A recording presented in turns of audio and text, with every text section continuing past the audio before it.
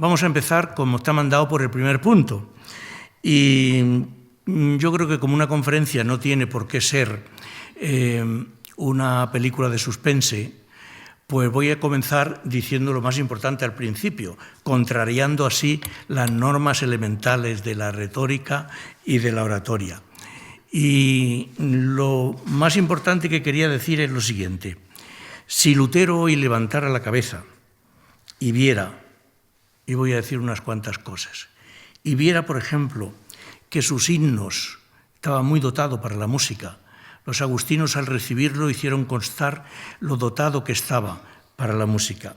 Si viera que sus himnos se cantan en las iglesias católicas de Alemania y no solo de Alemania, si viera que sus oraciones, compuso muchas oraciones, muchos himnos, también se rezan en las iglesias católicas, si además se enterara de que el prior general de los agustinos, su orden, ha escrito una carta que ha aparecido estos días, además es un español, se llama Alejandro Moral Antón, y ha escrito una carta que me parece la envía a los 3.000 miembros de la congregación de la Orden Agustina, y me parece una carta muy justa, muy serena y elogiosa de Lutero. Si además viera que los dos últimos papas, el Papa Ratzinger visitó Erfurt y visitó la sala capitular donde Lutero emitió sus votos religiosos. Si además viera que el Papa Francisco ha peregrinado a lugares emblemáticos del protestantismo, como ha sido Suecia, con ese abrazo que ha dado la vuelta al mundo con el presidente de la Federación Luterana Mundial, si además le fuera dado leer el librito del cardenal Walter Kasper, el Lutero que tanto tuvo que luchar con un cardenal, que además era el mejor teólogo que había en aquel momento, que era el cardenal Cayetano, si viera el librito que ha escrito el cardenal Kasper, Martín Lutero, una perspectiva ecuménica, si además viera que en el año 1999, es decir, hace unos 20 años, se firmó un documento titulado Acuerdo sobre la Justificación, ratificado oficialmente por ambas iglesias, en el que se afirma que si el tema de la justificación fuese el único que separa a luteranos y católicos, no habría ningún motivo de separación. Yo aquí no tengo más remedio que hacer una alusión a Hans Küng, que en el año 1957, escribió un libro que se titulaba La Justificación. Estudiaba la teología de Karl Barth y concluía Hans Küng en el año 57, fue su tesis doctoral, que no había ningún motivo de separación, si el único motivo de separación que había era el tema de la justificación, por donde empezó todo. Si además de todo eso, el Lutero pudiera ver que en el año 2017 se ha firmado otro documento titulado Del conflicto a la comunión, conmemoración conjunta luterano-católico-romana de la Reforma en 2017. Es la primera vez que luteranos y católicos conmemoran, no celebran. Estoy viendo en la prensa estos días que se usa indistintamente celebrar y conmemorar. Naturalmente son dos cosas distintas. El mundo católico no celebra, conmemora lo de Lutero. Pues, como digo, es la primera vez que luteranos y católicos conmemoran juntos, con una mirada ecuménica, lo que ocurrió hace 500 años.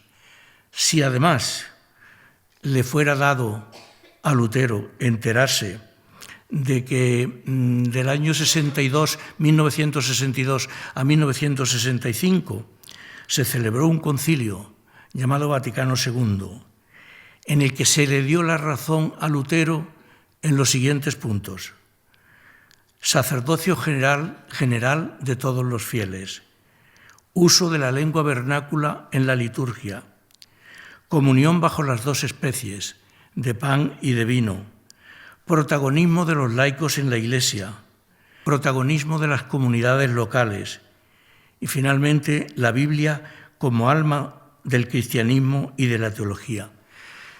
Si el pobre Lutero le fuera dado conocer todo esto, yo creo que una de dos: o se volvería a morir de asombro y de estupor, quizá de alegría también, o lo que yo considero más probable, volvería a subirse al púlpito de Wittenberg, de la iglesia de Wittenberg, o volvería a subirse a su cátedra de la misma ciudad, de la Universidad de Wittenberg, y nos diría a todos: ¿lo veis?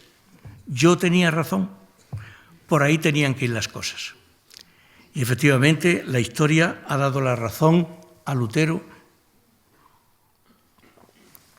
en muchos puntos. Dicho esto, que me parece que es lo más importante que tenía que decir, vamos a descender un poquito y vamos a los detalles. Y el primer detalle que les quiero decir es que el tema de Lutero es muy amplio. Las obras completas de Lutero forman 127 volúmenes. En la edición crítica de Weimar tienen entre 80.000 y 100.000 páginas.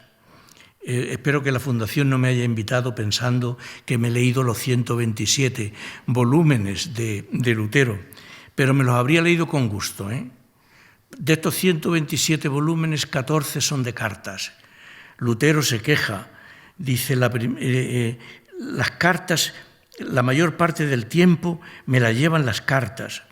Las cartas son la mejor forma de conocer a Lutero, la forma más personal, la forma más íntima.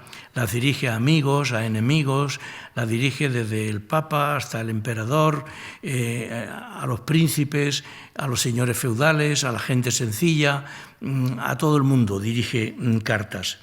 Y al mismo tiempo, todo esto naturalmente fue posible por la imprenta. Lutero dice que la imprenta fue un regalo divino y a él se le considera la primera estrella mediática de la historia. Hay muchos historiadores que lo definen así, como la primera estrella mediática de la historia. Además de las cartas, están las charlas de sobremesa. Estos forman 6 volúmenes, no fueron escritas por Lutero, sino que Lutero era muy aficionado. Lutero necesitaba estar en compañía, necesitaba estar con los amigos, necesitaba estar con la gente. Y entonces tenía largas sobremesas con invitados, algo que por lo demás era bastante frecuente en la época.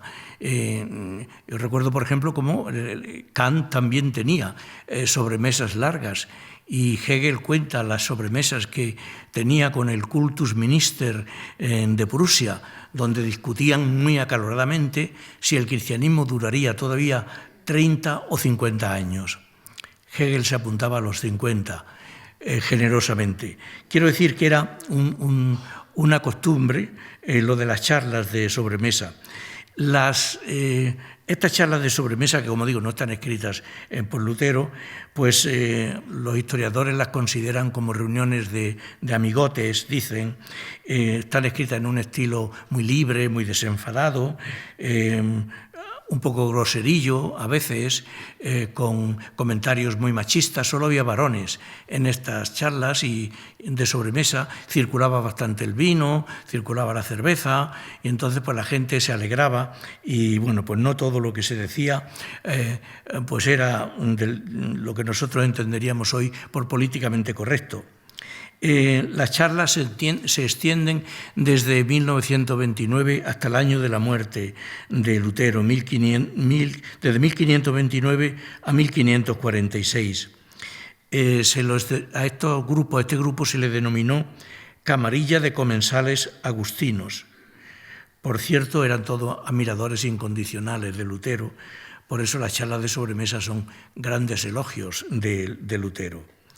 Por cierto que el apellido del padre de Lutero era Luder, con D, pero Lutero adoptó el nombre griego de Eleuterios, que significa hombre libre, significa libre, pero solo lo usó unos cuantos meses. Enseguida pasó a utilizar Luther en alemán, pero que sigue significando naturalmente hombre libre. Fue Lutero un escritor compulsivo, es una de sus características. Consideraba como una misión apostólica suya el escribir, sobre todo antes de casarse, claro. Escribió comentarios a libros del Antiguo Testamento, empezó siendo profesor de Biblia del Antiguo Testamento, después escribió comentarios a los Gálatas y a los Romanos, sobre todo, que eran sus dos textos preferidos. Hizo un comentario precioso, el próximo día hablaremos de él, comentario al Magnificat y bueno, a muchos libros del Nuevo Testamento. El ritmo de su producción, como digo, fue disminuyendo a medida que nacieron sus 6 hijos. Pero esto ocurrió tarde. Lutero se casó en 1525. A propósito de los libros y los hijos, yo me acuerdo cómo presencié una vez en Tubinga un saludo entre Hans Küng y Jürgen Moltmann. Jürgen Moltmann, teólogo protestante, casado con hijos, y Hans Küng, célibe, sin hijos. Y Moltmann le dijo, claro, tú escribes más libri que yo porque no tienes liberi. Escribes más libros porque no tienes hijos. Y es verdad. En el caso de Lutero, esto también se dio. Cuando empezaron a nacerle los 6 hijos, disminuyó su ritmo de producción. Pero, admírense, entre 1500 y 1530, Lutero publicó el 20% de los textos editados en Alemania.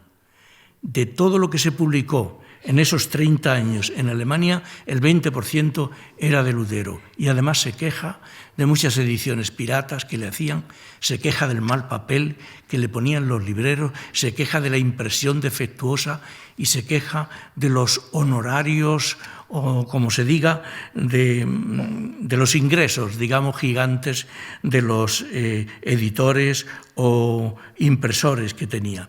En realidad, no tenía mucho motivo para quejarse de esto porque nunca aceptó nada a cambio de sus libros, cosa que ponía muy nerviosa a su mujer, Catalina de Bora, cuando ya empezaron a nacer los hijos y empezaron a tener estrecheces económicas. Decía, ¿por qué no cobras por tu trabajo? ¿Por qué no cobras por los libros?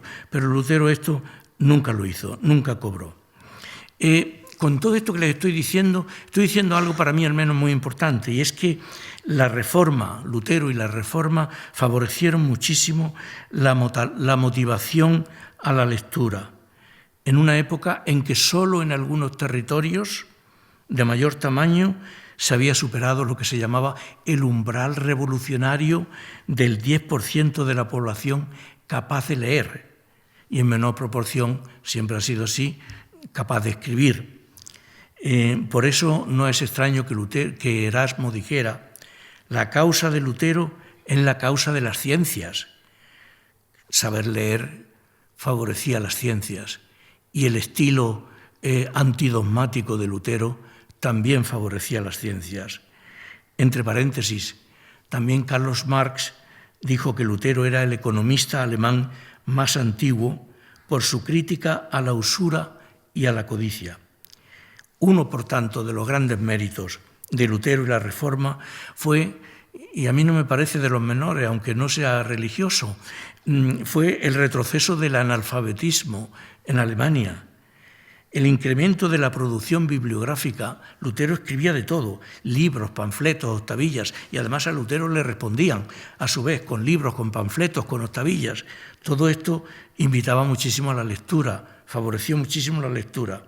El pequeño catecismo de Lutero, o el catecismo menor, publicado en 1529, pues alcanzó enseguida los 100.000 ejemplares, que para aquella época era muchísimo. Lo mismo le pasó al catecismo, al gran catecismo o catecismo mayor, publicado también el mismo año, en 1529. Este iba dirigido a los adultos y al clero en general. El pequeño catecismo era para los niños y para la gente sencilla. Y la traducción de la Biblia al alemán, de la que nos habló el martes pasado el director de la Fundación, Javier Gomá, pues conoció 5 ediciones en muy poco tiempo y conoció 430 ediciones entre los años 1522 y 1546, fecha de la muerte de Lutero, y algunos, en lugar de 430 ediciones, hablan de 2.000 ediciones. Se puede decir que la traducción de la Biblia, la traducción hecha por Lutero, de la Biblia al alemán, modificó por completo el cristianismo en Occidente en su totalidad. Y no estoy exagerando. Lutero lo dice de una forma muy gráfica. Dice, yo sé traducir, ellos no. Los papistas, dice él, los servidores del anticristo, como terminó llamando a los papas que conoció. Yo sé traducir, ellos no. Y es verdad, los demás seguían la estructura del latín. A Lutero le ayudó muchísimo para el Nuevo Testamento la traducción que había hecho Erasmo al griego, que Erasmo sabía mucho más griego y mucho más latín que Lutero. Lo mismo que Melanchthon, también conocían estos idiomas mejor que él, ¿no? Los traductores seguían la estructura latina. Lutero, en cambio, no. Lutero decía que le interesaba escribir como hablaban las madres, como hablaban los niños, como hablaban los campesinos, como hablaban los mineros. Su padre era minero y que él quería traducir la Biblia así. Y esa fue la traducción que hizo de la Biblia, una traducción absolutamente genial que pasó a ser considerado Lutero, junto con Goethe y Nietzsche, como los tres grandes de la lengua alemana. Lutero pensaba, además, que esa traducción era muy necesaria, la traducción de la Biblia, y acercar la Biblia al pueblo, porque él decía, la gente practica mal, la fe, la practica mal porque cree mal. Por tanto, Lutero quiere una teología nueva, favorecer la teología. Para que la gente pueda practicar bien, tiene que conocer bien. Lo dijo de una forma muy bonita y muy lograda, más que bonita, lograda, lo dijo Hegel, y yo creo que esta frase podía ser también de Lutero. Hegel dice, el cristiano dice la verdad, pero no sabe lo que dice. Y es lo que quería Lutero, que supiéramos lo que decimos. A mí me impresionó mucho una vez también, a la vuelta de un viaje del teólogo protestante Wolfgang Pannenberg, un viaje a América Latina, y volvió fascinado por el grado de compromiso de aquellas iglesias con los más desfavorecidos, con las víctimas del Holocausto. Volvió realmente, decía él, que conmovido, estremecido. Pero añadía, dice, eso está muy bien, pero si se les pregunta qué es el cristianismo, enmudecen. Y Pannenberg pensaba que el futuro del cristianismo depende también de que sigamos sabiendo qué es el cristianismo y que, por tanto, la teología es algo irrenunciable. Lutero decía algo así como, dime la teología que tienes y te diré la clase de creyente cristiano que eres. Y la teología que encontró Lutero dejaba mucho que desear. Por eso no nos puede extrañar que intentara reformarla. Aludo sucintamente a algunos ejemplos de los que quiso corregir Lutero. Él se crió en el ambiente de lo que se llamaba la devotio moderna, que era una espiritualidad que revalorizaba mucho la afectividad, el sentimiento, la piedad sentida, algo muy propio de la escuela franciscana. Es una espiritualidad que prefiere sentir a definir, lo que decía el Kempis, no te esfuerces tanto en definir, sino en sentir. Pero claro, si nos quedamos sin definiciones, estamos perdidos. El cristianismo no puede subsistir sin definiciones. Los dogmas son definiciones, son compendios, resúmenes, pero resúmenes necesarios y fórmulas que la gente se aprendía de memoria.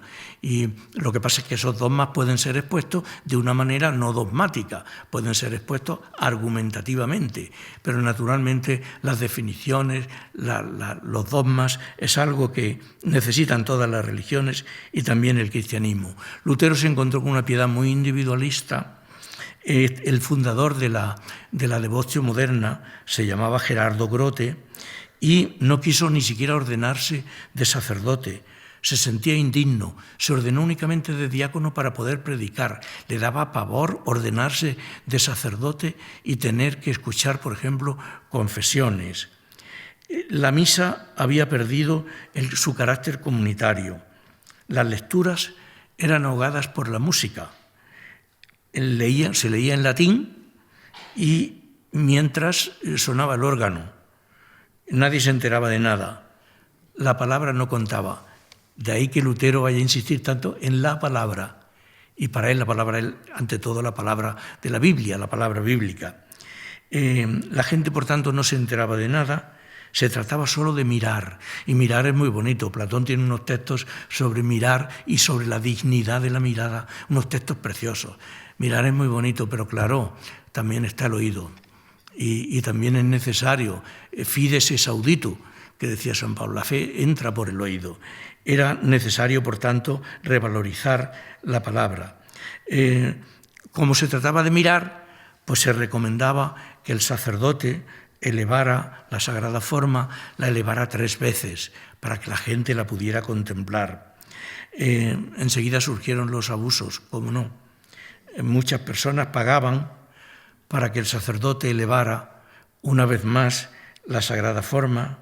Se corría de altar en altar para coger el momento de la elevación, para sorprender al sacerdote en el momento de la elevación. Surgieron lo que se llamaba los altaristas, que eran curas que solo se sabían la misa de memoria y la decían, y la gente iba de altar en altar. En algunas catedrales surgieron de pronto, se dice, 220 altares laterales, donde la gente iba a escuchar, iba sobre todo a ver la elevación de la misa. La gente además quería vivir en parroquias pequeñas porque se suponía que como había que dividir el fruto de la misa entre todos, si eran pocos cabían a más. Entonces se prefería vivir en parroquias pequeñas. Era creencia común que el día que se asistía a misa no se envejecía, imagínense, qué enorme ventaja. Ni se quedaba uno ciego, ni se moría de muerte repentina. Entonces, pues no es de extrañar que fuera mucha gente a misa. Se guardaba la sagrada forma, era otro abuso que había, se trituraba y se esparcía en los campos para que dieran buenas cosechas, se le daba a los animales para que no enfermaran, los criminales iban enseguida a comulgar esperando que así la justicia no los iba a encarcelar. La Reforma y Lutero van a reaccionar contra toda esta superstición. Por eso Lutero va a poner tanto énfasis en la Biblia, va a poner tanto énfasis en la palabra. Y permítanme, para terminar este primer punto, los demás prometo que no van a ser tan largos, quiero terminar con 2 elogios, uno para Lutero y otro para el cristianismo, su religión. Primero, elogio de Lutero. En Lutero, en esto hay unanimidad, no es porque yo le tenga un afecto especial, que se lo tengo además. Fue un hombre excepcional. Yo creo que a veces la especie humana se luce y este fue uno de esos casos. Fue un caso impresionante. Con esto no quiero ni absolutizar ni canonizar a Lutero, cosa que no se debe hacer. En su vida, como en la de todos, hay luces y sombras. Ninguno de nosotros resiste la presencia de las cámaras enfocándolo permanentemente. Todos tenemos lados oscuros, Lutero tiene lados oscuros, los veremos, pero yo diría que en conjunto predominan en Lutero los lados positivos sobre los lados oscuros. Thomas Mann dice, definiendo a Lutero, dice, era un bárbaro de Dios con bovina cerviz. Y Lutero mismo dice de sí mismo, soy un sajón, un rústico y duro sajón. Era de Sajonia. Y es verdad, las dos cosas le pegan. Era un rústico, como dice, rústico y duro sajón.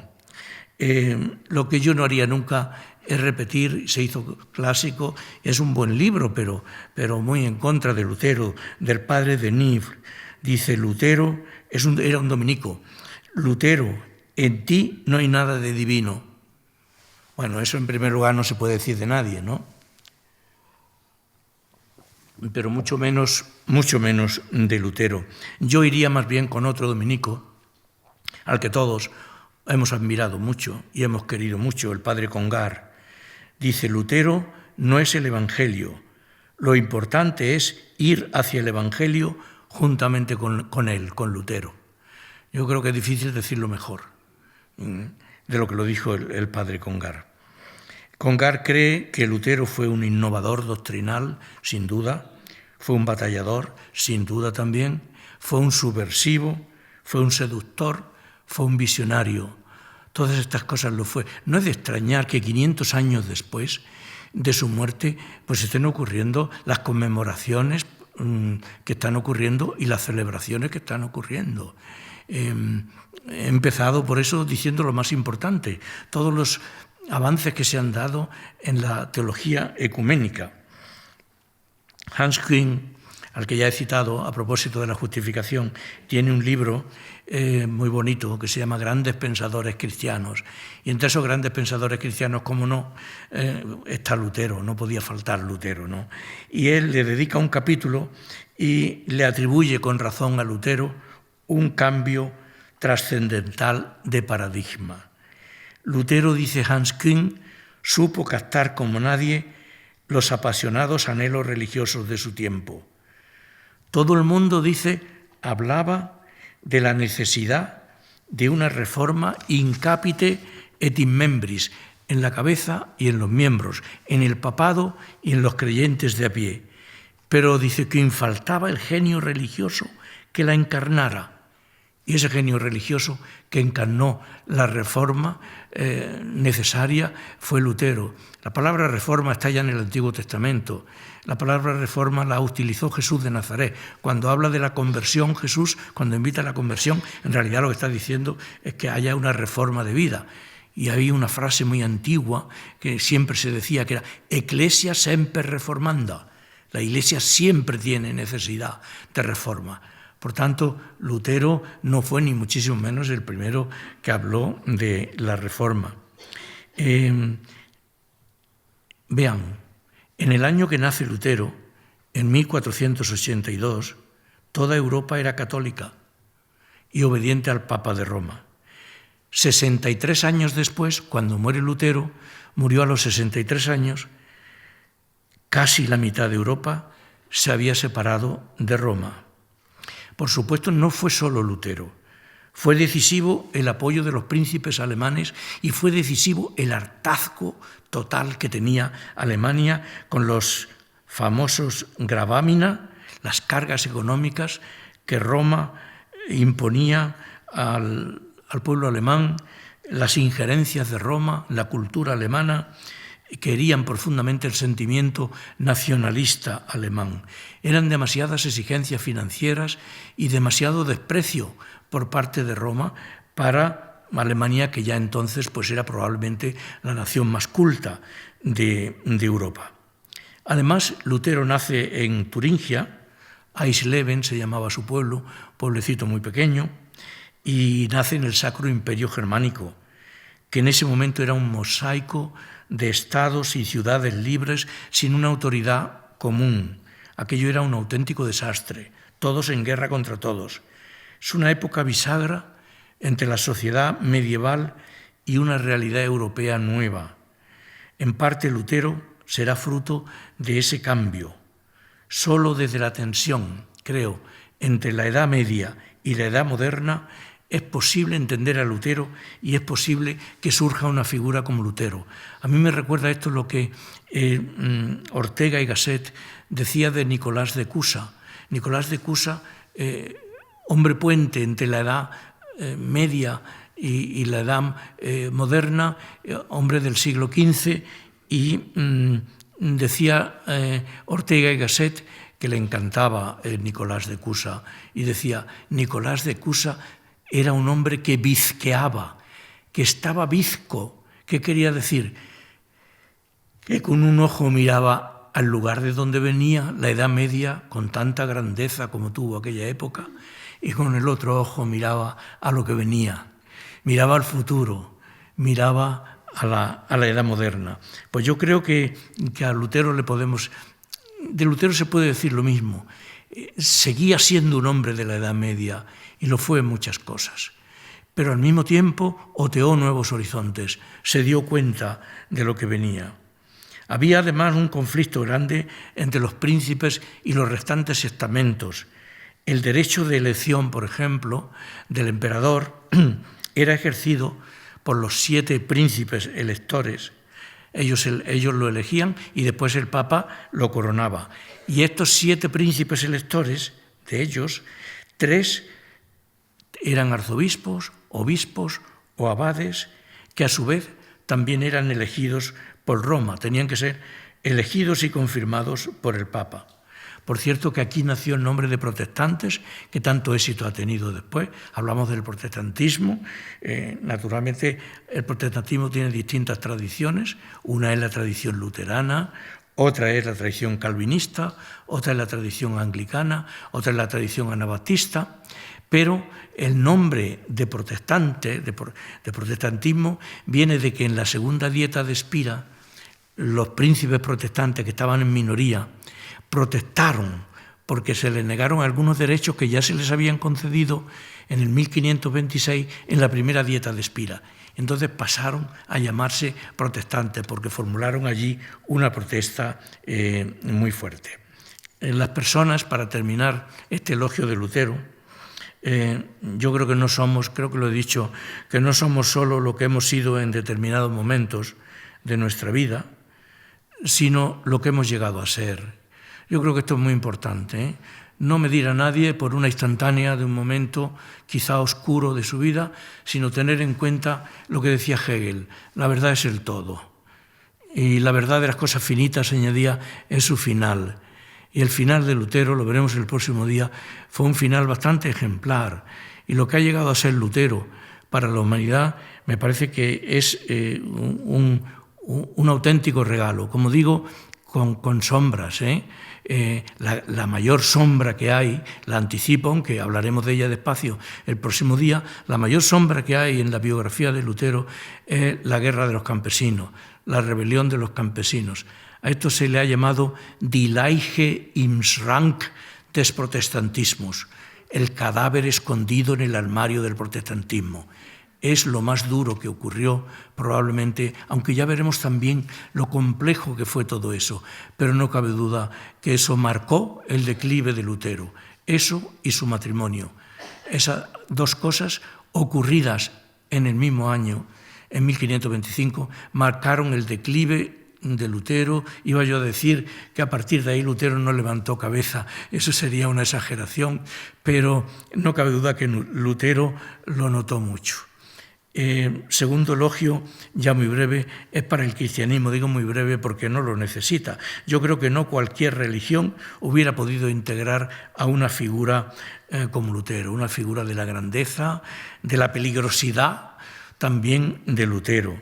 Solo una religión como el cristianismo, muy curtida en teología, en filosofía, con una identidad muy lograda ya en aquella época, con una identidad lograda a lo largo de siglos, podía sufrir la alteración, porque fue una alteración tremenda, la alteración que significó Lutero. Y no solamente sufrir la alteración que significó, sino enriquecerse con la alteración que supuso Lutero.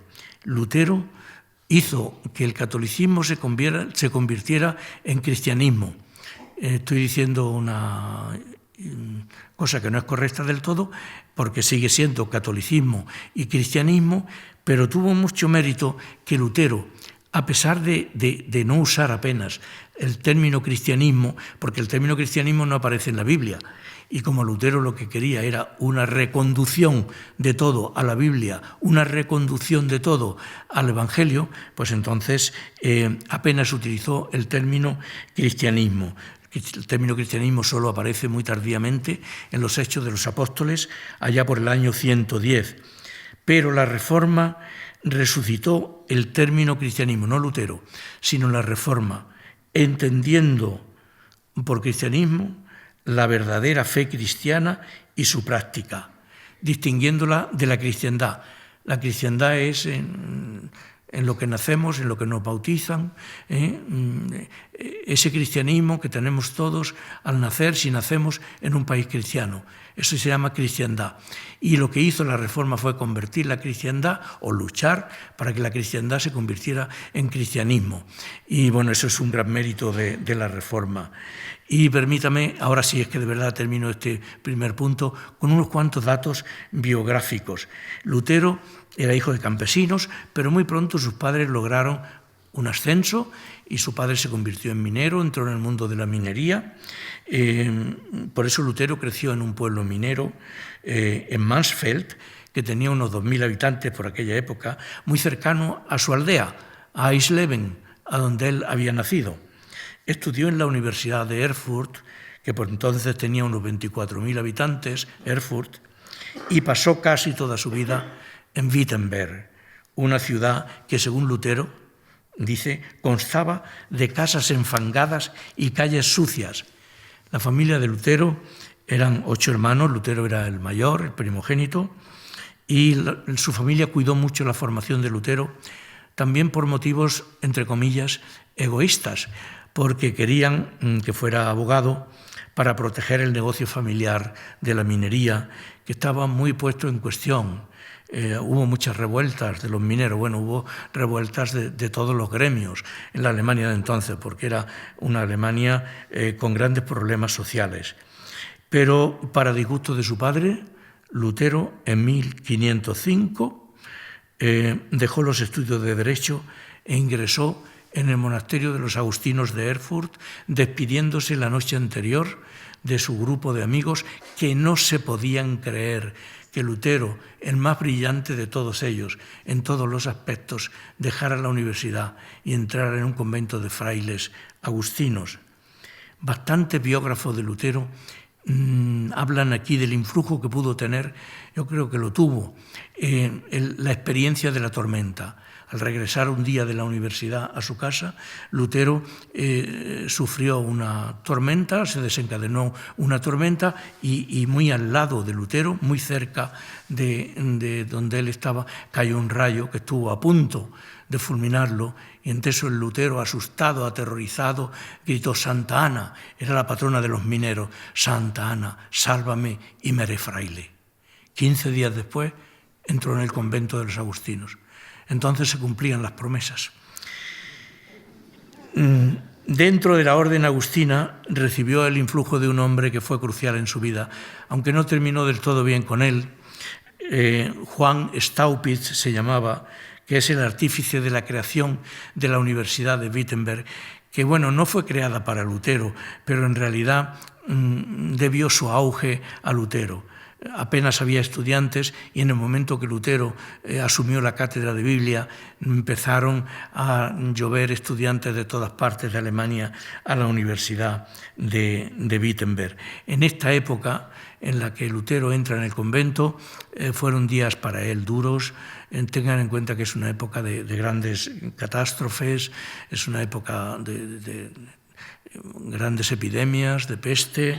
Lutero era un hombre de grandes escrúpulos, era una época que creía en el demonio a pie juntilla. Si uno va a Wartburg, donde estuvo Lutero, donde tradujo la Biblia al alemán, le enseñan todavía allí una señal que hay en la pared y se dice: «Mira, ese Lutero le arrojó un tintero al demonio, y mira, esa es la señal». Se basan en que Lutero tiene una frase que dice: «Venceré al demonio por la tinta». Pero claro, a lo que se refería Lutero es que iba a vencer al demonio por la escritura, por sus libros, por su obra, la tinta, pero no tirándole tinteros al demonio. Pero también están bien los mitos y las fábulas y todo eso, ¿no? Como digo, dentro de la orden, Juan Staupitz, enseguida convenció a Lutero de que se doctorara en teología. Y Lutero terminaría diciendo: «Todo lo debo a Staupitz». Y hay que decir que Lutero se ganó un merecido prestigio dentro de la orden de los agustinos y muy pronto ocuparía el puesto de Staupitz en la universidad y lo iremos viendo después. Punto segundo. Martín Lutero hoy, en el 2017. Lo que les decía al principio del abrazo del Papa Francisco con el presidente de la Federación Luterana Mundial. Pobre Papa Francisco, también esto le ha traído bastantes sinsabores.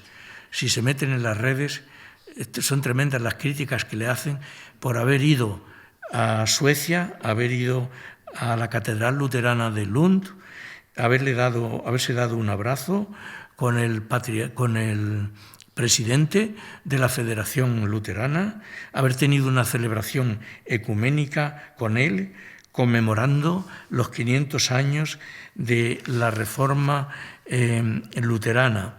el presidente, digo, entre el Papa y el presidente de la Federación Luterana Mundial, Munib Yunam. Lo digo por si hay algún protestante, algún luterano en la sala. Después de firmar una declaración conjunta muy bonita, si se meten en las redes y ponen declaración conjunta del Papa Francisco con el presidente de la Federación Luterana Mundial, pues enseguida está esta declaración que es muy bonita. Y bueno, pues el Papa, después de firmar esta declaración, reconoció 3 cosas que le han traído muchas críticas, pero modestamente pienso que ninguna de ellas, que no es merecedor de ninguna de ellas. Lo primero que dijo el Papa, pues la intención reformadora, bien intencionada de Lutero. Lo primero que hizo fue salvar, como San Ignacio decía, que lo primero es salvar siempre la proposición del prójimo. Están más dispuestos a salvar que a condenar. Esto vale para todo en la vida. Entonces, el Papa dice que Lutero fue un hombre reformador y bien intencionado. Punto segundo, de las cosas que dice, la corrupción desmedida de la Iglesia a la que se enfrentó el monje agustino. La recalca, la reconoce humildemente el Papa Francisco. Y tercero, el inmenso regalo, dice, que Lutero hizo a Alemania y al mundo al traducir la Biblia al alemán. Literalmente, dice el Papa, Lutero llevó la Biblia a la gente. Y tenía razón el Papa con las 3 cosas. Con esta última, en la Alemania de entonces circulaban unas 6.000 Biblias en alemán para unos 15, unos dicen que había 15 millones de habitantes en esta época en Alemania, otros hablan de 20 millones de habitantes.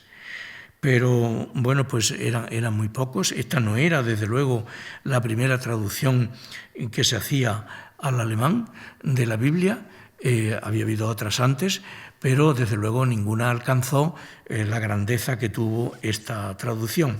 Y también el Papa Benedicto XVI, el Papa emérito Benedicto XVI, visitó en el año 2011 en la sala capitular del convento de los Agustinos en Erfurt, donde Lutero emitió sus votos monásticos. Y bueno, esto ha dado lugar, lo de los 2 papas, ha dado lugar a que muchos cristianos se pregunten hoy, pues si el hereje de otros tiempos, ese del que hablábamos al principio, que decía Bloch, que lo grande que tienen las religiones es que producen herejes, pues la gente se pregunta si el hereje de otros tiempos es que se ha convertido hoy en padre de la Iglesia, para ambas confesiones, para la confesión luterana y para la confesión católica. Lo que decimos todos y lo que dijeron ambos papas es que Lutero fue un católico reformista. Él no quería fundar otra iglesia. Mahoma tampoco quiso fundar otra religión. Quiso reconducir a las religiones del libro a sus orígenes, pero tampoco quiso fundar. Resultó ser el fundador del Islam, como Lutero resultó ser el fundador del luteranismo, el fundador de la Iglesia protestante, pero hay que decirlo contra su voluntad, contra la voluntad de Lutero. Realmente, si uno va viendo, iremos viendo los distintos episodios, es que las cosas a veces vienen así. Y a veces uno ya levanta una liebre que después ya no es capaz de sofocar, y eso le pasó a Lutero. Yo creo que hubo un cúmulo de torpezas a repartir, yo creo que equitativamente, entre Roma y Wittenberg, porque Lutero también tuvo bastante culpa de lo que ocurrió, un cúmulo de torpezas que dio lugar a la división que hemos sufrido y que seguimos sufriendo en algún sentido todavía. ¿Por qué peregrinan hoy los papas a lugares emblemáticos del protestantismo para conmemorar esta fecha? Bueno, ya lo he dicho, existe un notable consenso, reconocido también por los papas. ¿Por qué no lo van a reconocer? Un notable consenso en que Lutero pertenece a los hombres decisivos que hemos tenido en los últimos siglos. Y este reconocimiento, yo creo que es justo que lo hagamos porque ha tardado mucho en llegar, No es sencillo pasar del insulto al elogio. Y no habría que reprochar a los papas que hayan pasado del insulto al elogio. En realidad ha sido, como dijo Lucía antes, un logro del siglo XX. Todavía a comienzos del siglo pasado, del siglo XX, el mundo católico calificaba a Lutero de corrupto, de neurótico, de monstruo sagrado, de dragón mitológico y de otras cosillas, no más suaves. Han sido teólogos e historiadores católicos posteriores quienes han rehabilitado, hay que hablar de rehabilitación, quienes han rehabilitado al incómodo reformador. De nuevo, el gran teólogo dominico Congar, que terminó siendo cardenal de la Iglesia, lo considera, lo cito literalmente, dice, es uno de los mayores genios religiosos de la historia. De esto no hay la menor duda. La experiencia religiosa de Lutero fue abrumadora y captó lo religioso y lo que es la entraña de lo religioso lo captó como poca gente. Pero Congar dice, uno de los mayores genios religiosos de la historia, y lo sitúo, dice Congar, al mismo nivel que a San Agustín, Santo Tomás de Aquino y Blas Pascal.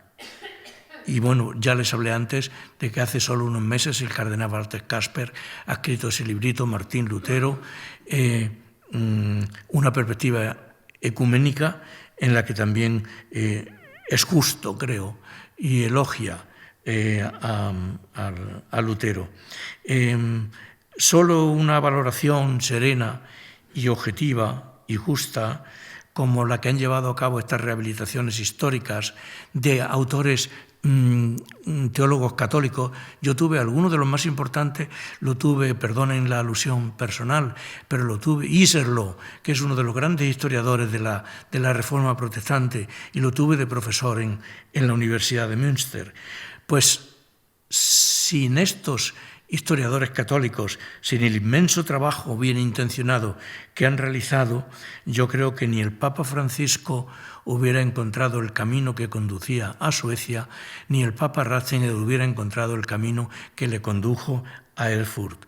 Eso solo fue posible porque hubo investigación, porque hubo estudio, porque hubo desapasionamiento, porque hubo un intento de objetividad.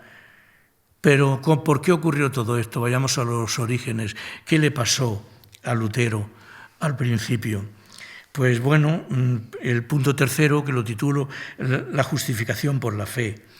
Ya les decía antes, es conocida la angustia existencial de la época en la que vive Lutero.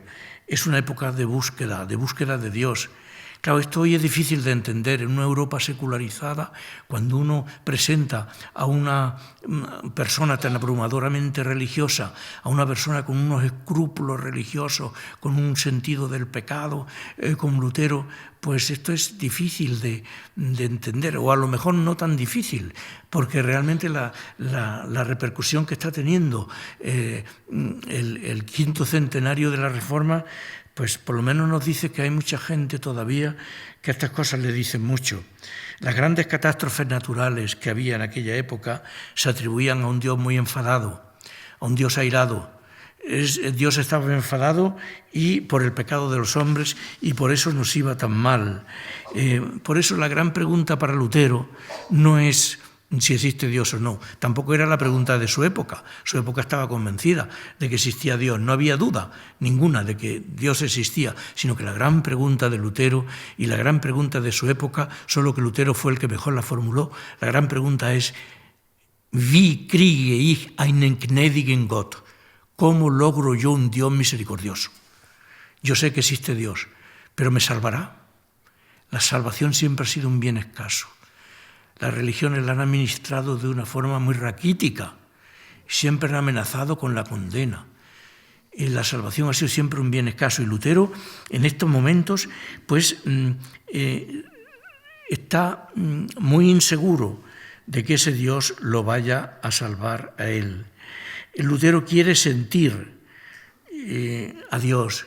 Está convencido de que existe, pero añade, existe, pero a veces actúa como si fuese el demonio. A él como a nosotros, pues si relacionas a Dios con lo que ocurre, pues surgen muchos problemas. Y bueno, pues él lo hacía también, igual que nosotros, relacionaba a Dios con lo que ocurría. ¿Dónde encontrar a ese Dios misericordioso? Es la gran pregunta de la época y la gran pregunta de Lutero. Entonces la gente acudía donde le decía la Iglesia que estaba ese Dios. Pues acudía a la penitencia, llenaba las iglesias, compraba las indulgencias, acudía a las procesiones. Lutero mismo pasaba noches sin dormir, entregado a la oración, al ayuno, a los castigos corporales, a la confesión. Dice que si no hubiera sido por la confesión se habría vuelto loco. Y es muy bonito porque 2 días antes de su muerte se confiesa en Wittenberg, en Eisleben, se confiesa con el pastor de la iglesia de Eisleben, que antes había sido cura y que por la Reforma se había convertido al luteranismo, pero Lutero le pidió que lo confesara. Y el pastor protestante 2 días antes de la muerte de Lutero lo confesó. Lutero decía que sin la confesión se habría vuelto loco. Y acudió muchísimo a la oración. Tiene una definición muy bonita. Dice que la oración es caldear el corazón. Y él lo intentó. Pero él en el fondo lo que buscaba era, lo vamos a ver enseguida, la seguridad, la certeza de la propia salvación. Y Lutero no encuentra esa certeza porque su antropología era una antropología, la antropología luterana en general era, hoy no me atrevo a decirlo, si sigue igual, es una antropología bastante pesimista para Lutero. Y esta es una de las grandes diferencias con el catolicismo. Para Lutero el hombre es pecado.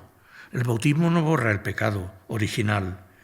El hombre continúa siempre ligado a ese pecado.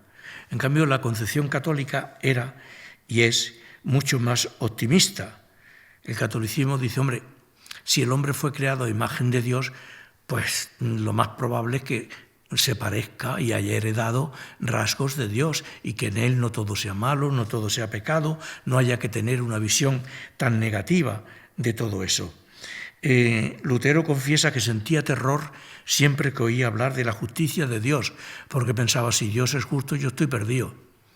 Si Dios me aplica la justicia, yo que soy un pecador, a mí que no se me ha borrado el pecado original, pues yo estoy efectivamente perdido. Lutero veía, como su época, pecado por todas partes.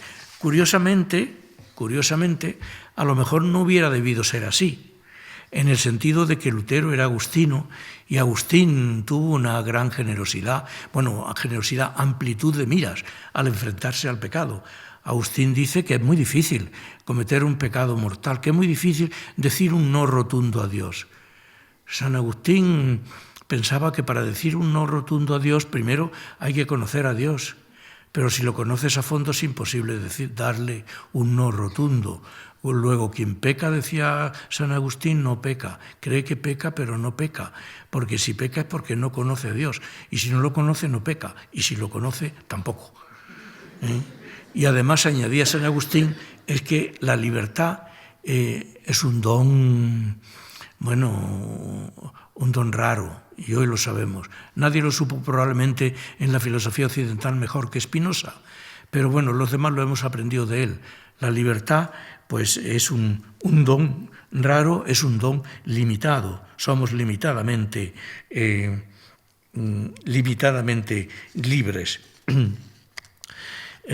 Únicamente sacó a Lutero de esta experiencia tan dura lo que llamamos la experiencia de la torre. La justicia de Dios comprendió, leyendo la carta a los romanos, en la torre en la que se encontraba, en la que estaba, diríamos, su despacho, su habitación. La justicia de Dios comprendió de pronto Lutero, no consiste en que Dios procede con nosotros según nuestros merecimientos, la justicia distributiva, que Dios nos dé a cada uno lo que nos merecemos, sino que la justicia de Dios, entendió Lutero, consiste en que Dios nos justifica, en que Dios nos hace justos, en que Dios nos santifica por su misericordia y no por nuestros méritos.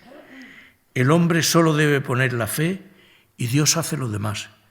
Dios nos justifica. Es el tema de la sola fide de Lutero y del protestantismo. Solo la fe. Y aquí se plantea la pregunta que siempre se ha planteado y que es lo que hizo que Hans Küng escribiera aquel libro, La justificación, es que no son necesarias las obras, es que podemos echarnos a dormir. Pensaba Lutero que podemos echarnos a dormir porque tenemos fe y no tenemos que actuar. Bueno, pues Lutero dice literalmente, les leo una frase: la fe en Cristo no nos exime de las obras, sino de la opinión que se tiene de ellas. De suerte, dice Lutero, que es imposible separar las obras de la fe, tan imposible como separar el calor y la luz de la llama. Cuando un hombre ha sido justificado y posee ya a Cristo por la fe, sabiendo que Cristo es su justicia y su vida, no se quedará ciertamente ocioso, con su mano sobre el regazo, como decía Hegel, sino que, como un árbol bueno, producirá frutos buenos, pues el creyente posee el Espíritu Santo, que no deja al hombre en la ociosidad. La fe, dice Lutero, conduce a las obras. ¿Ven por qué decía que una de las sorpresas que se llevaría Lutero si levantara la cabeza sería esa declaración sobre la justificación, acuerdo sobre la justificación que se firmó hace 20 años y que es vinculante hoy para ambas confesiones? Esto no nos separa. Esto que fue lo más gordo que empezó separándonos ya no nos separa. Lutero de ninguna forma está en contra de las obras. Lo que hace es invertir los términos y dice, podemos obrar buenas obras porque primero Dios nos ha justificado. Dios posibilita en nosotros, Dios es anterior a todo. Lutero es un teocéntrico impresionante, impresionante. Dios está en el centro, bueno, no Lutero, la época, es una época teocéntrica y Lutero lo llevó al extremo. Dios está en el centro de todo. Entonces, si podemos ser buena gente, es porque primero Dios está con nosotros y Dios opera que nosotros seamos buena gente. Pero no es al contrario, no es que nosotros podamos presentarnos delante de Dios diciendo, aquí tienen mi currículum, todo esto he hecho, mira qué bien lo he hecho, ¿qué me toca? ¿Qué premio me vas a dar? Lutero piensa que este planteamiento no es cristiano y efectivamente no lo es. No lo es. Lutero lo que hizo fue invertir los términos, pero desde luego Lutero no estaba en contra de las buenas obras. Esto ha sido reconocido ya, como digo, por la Iglesia católica. ¿Cuándo tuvo lugar esta experiencia de la torre? Que, como he dicho, se llama de la torre porque la habitación donde trabajaba Lutero estaba en una parte del convento que tenía forma de torre. Pues probablemente ocurrió en el año 1515. Y es verdad que uno se pregunta, y mucha gente se pregunta, hombre, como católico Lutero hubiera tenido, para frenar su angustia, esa angustia que le agobiaba, hubiera tenido pues otras soluciones. Por ejemplo, recurrir a los medios objetivos de salvación que ponía la Iglesia a su disposición, como por ejemplo los sacramentos. Staupitz, al cual despertaba Lutero a altas horas de la noche, diciéndole, por favor, confiésame. Tengo que confesarme, no puedo dormir. Staupitz le decía, fue su gran protector, su gran amigo, su superior, el que le traspasó su cátedra de Biblia. Staupitz le decía, piensa en las llagas de Cristo, acógete a las llagas de Cristo. Dios no está enfadado contigo, eres tú el que está enfadado con Dios, le decía Lutero. Pero Lutero es el descubridor de la subjetividad en la modernidad y no le valían solo las mediaciones que ponía a su servicio la Iglesia y mediaciones que eran muy importantes. Lutero quería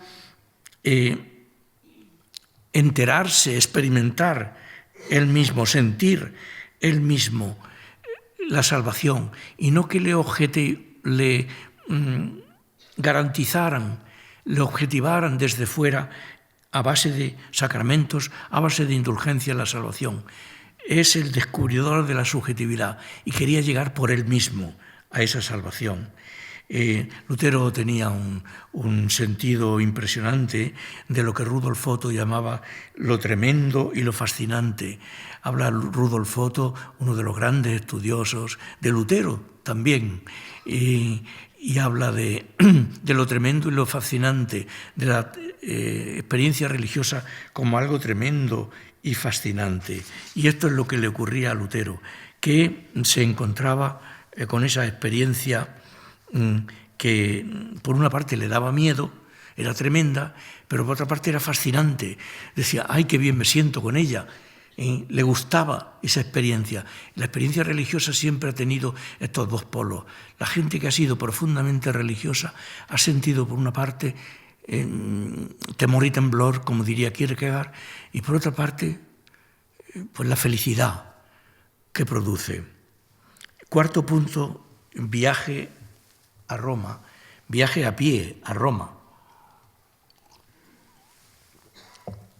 1.500 kilómetros de Wittenberg a Roma se hizo el pobre Lutero con un compañero, acompañado de otro agustino, para ir a Roma a una misión, para que vean lo importante que era para la reputación que tenía Lutero dentro de su orden, que le encargaban asuntos muy difíciles de solucionar y misiones muy delicadas. Y la verdad es que esta fue una de ellas. Fue a Roma a solucionar, no voy a entrar en el tema, pero a solucionar un problema que había entre los agustinos, y siempre se ha dicho, esto fue lo malo. El viaje que hizo Lutero a Roma, allí se encontró Lutero con toda la corrupción que había estado Alejandro VI, Julio II, León X, papas. Por una parte, grandes administradores, grandes mecenas de la cultura. León X reconstruyó la Basílica de San Pedro, pero hombres sin espíritu religioso, ninguno. Y se ha pensado durante mucho tiempo que Lutero se separó de la Iglesia porque fue a Roma y vio todos los escándalos de los papas de aquella época. Y que aquí habría que buscar la causa de la Reforma, y no solamente aquí, sino en la corrupción del alto y del bajo clero, en la Iglesia jerárquica en general, en la ignorancia de los fieles, de la que hablé al principio, en el punto primero. Estaba reciente la cautividad de Aviñón, el cisma de Occidente, con 3 papas nos encontramos de pronto. Todo esto, se dice, fue debilitando profundamente a la Iglesia y dio lugar a que surgiera una figura como Lutero y dio lugar a que surgiera la Reforma protestante. Bueno, lo cierto es que hoy no se piensa así. Hoy no se piensa que Lutero se convirtiera en Lutero por los abusos que vio en Roma. Lutero, en primer lugar, Lutero en Roma apenas vio nada, porque dice que era invierno y que solo vio la suciedad de las calles. Él buscaba en Roma 2 cosas y ninguna de las 2 la encontró. Lo primero que él iba buscando era confesores con poderes especiales, confesores inteligentes con poderes especiales. Recuerden a Santa Teresa de Jesús buscando confesores inteligentes para sus monjas. Se ponía mucho énfasis en estos confesores inteligentes. Lutero quería hacer en Roma una confesión general y volver tranquilo a Alemania con su conciencia tranquila, pero tuvo mala suerte. Dice que todos los confesores que encontró eran profundamente ignorantes. Pero él apenas vivió los grandes escándalos, ni los de Julio II, el guerrero, ni los del Papa León X, cuyo lema era un lema muy evangélico. Dice León X, gocemos del papado, ya que Dios nos lo ha dado. Bueno, pues es lo que estaba haciendo. Lutero no vio nada de eso, ni se puede decir que volviera escandalizado. Es más, Lutero dirá, medio en broma, medio en serio, que lamentaba mucho que sus padres no hubieran muerto todavía, porque si hubieran muerto, él hubiera podido celebrar alguna misa en el Vaticano, con el beneficio tan enorme que eso hubiera reportado a sus padres. Por tanto, fíjense que que no... Primero tenemos aquí un Lutero que todavía cree en las indulgencias, como vamos a ver el próximo día, y al mismo tiempo pues un Lutero que cree que celebrando la misa en ese lugar emblemático del catolicismo, pues eso hubiera beneficiado a sus padres. La relación con su superior, con Staupitz, terminó mal, les decía antes, primero porque Staupitz no le apoyó frente al Papa en los momentos cruciales, y en segundo lugar porque Staupitz abandonó la orden de los agustinos y se convirtió en abad benedictino, cosa que motivó una decepción muy fuerte por parte de Lutero. Staupitz murió prematuramente, pero acuñó, bueno, no la acuñó él, venía de antiguo, pero la usó mucho una palabra genial en alemán, que es Gelassenheit. Heidegger le ha dedicado un ensayito, Gelassenheit, que significa sosiego, paz, tranquilidad. Y era una palabra clave de la mística renano-flamenca, una palabra clave del maestro Eckhart, del místico taulero, de todos los grandes místicos del momento. Gelassenheit, palabra clave también para Lutero, palabra clave de la Reforma. En plan de broma, el Papa Ratzinger, en un librito que se llama Últimas Conversaciones, habla de la dificultad esta de llegar a una Gelassenheit, de llegar a un sosiego, de estar a solas consigo mismo. Y para ejemplificarlo, cita una frase de un cómico bávaro de Baviera, paisano de Ratzinger, y la frase de este cómico dice: «Hoy me visitaré a mí mismo, espero estar en casa», aludiendo efectivamente a esa dificultad que tenemos para la soledad.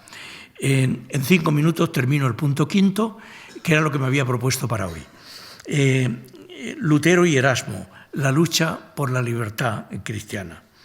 Bueno, pues son dos figuras que se iluminan mutuamente y que van a resumir muy bien lo que he dicho hasta ahora.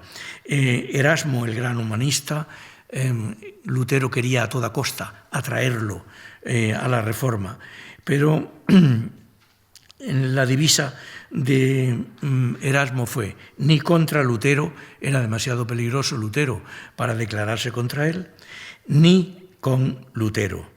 Se negó a elegir entre Roma y Lutero. Se trató de una, creo yo, de una opción por parte de Erasmo, un gran espíritu del humanismo. Se trató de una opción muy sensata, pero que impulsó a Lutero a escribir: es que Erasmo nunca se atreve a nada. A pesar de este prudente distanciamiento de Erasmo de Lutero, los franciscanos de Colonia divulgaron una frase que se hizo célebre. Le decían a Erasmo: «Usted puso el huevo y Lutero lo empolló». A lo que Erasmo respondió: «Sí, pero yo esperaba un pollo de otra clase».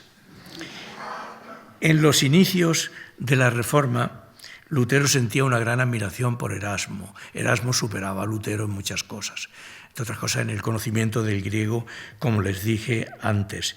Y se esforzó mucho en ganarlo para su causa, no lo logró.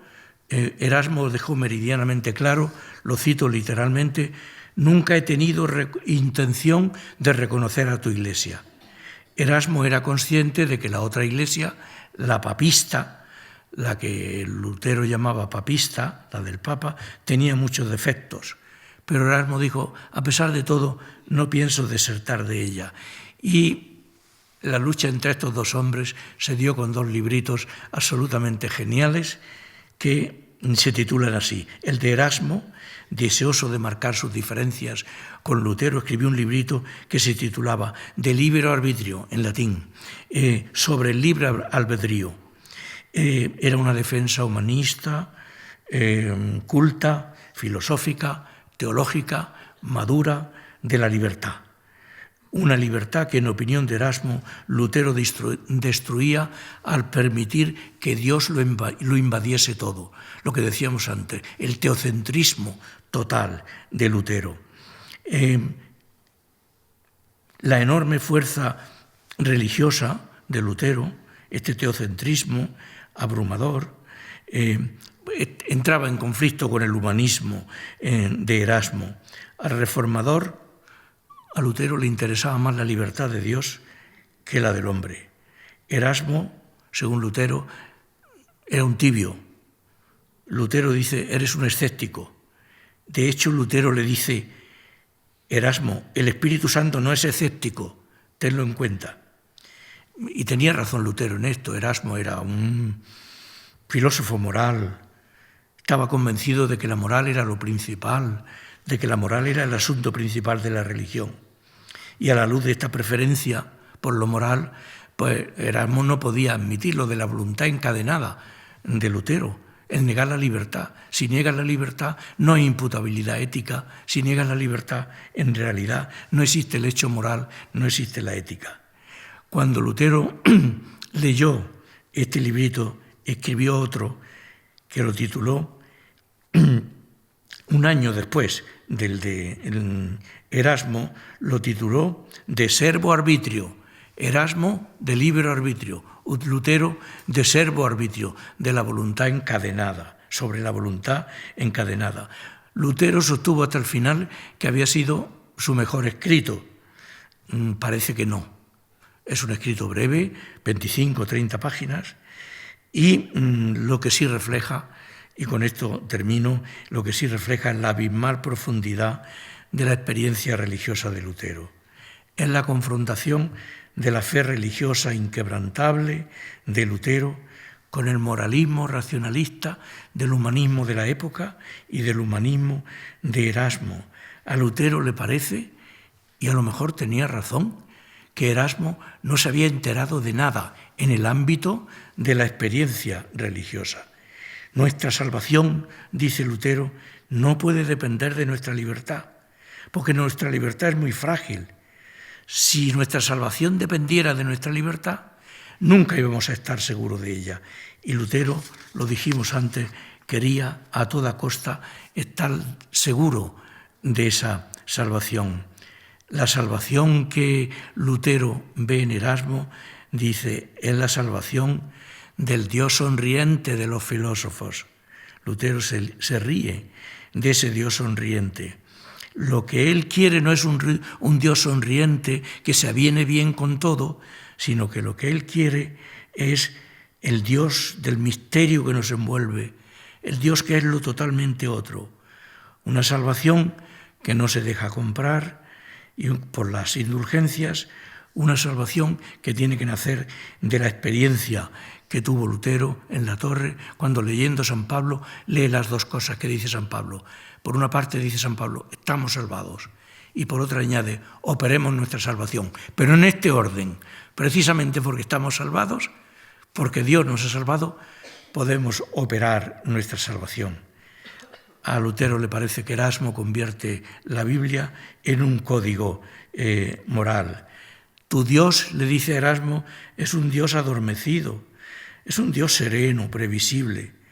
El de Lutero, en cambio, es un Dios insoportable, es un Dios que está siempre en la tensión. Y déjenme que diga, qué días aquellos, qué esplendor para la reflexión filosófico-teológica, qué días aquellos, qué esplendor alcanzó la reflexión sobre la ética, sobre la moral. Con frecuencia se llama a Lutero el primer hombre moderno, el descubridor de la subjetividad. Y Erasmo se dice que fue el primer europeo consciente de serlo. Erasmo murió 10 años antes que Lutero. Y Lutero, en una de sus andanadas, pensaba que Erasmo había ido directamente al infierno. Quiero suponer, como uno es bien pensado, quiero suponer que lo dijo de broma. Lo cierto es que poco antes de morir el mismo Lutero nos dejó una invitación con la que sí de veras termino, una invitación a la esperanza que dicha en aquel tiempo y en aquella época pues tiene mucho mérito. Lutero dice, incluso si supiera que mañana va a llegar el fin del mundo, plantaría hoy un manzano. próximo día continuaremos acompañando a este hereje en su peripecia vital e histórica. Muchas gracias.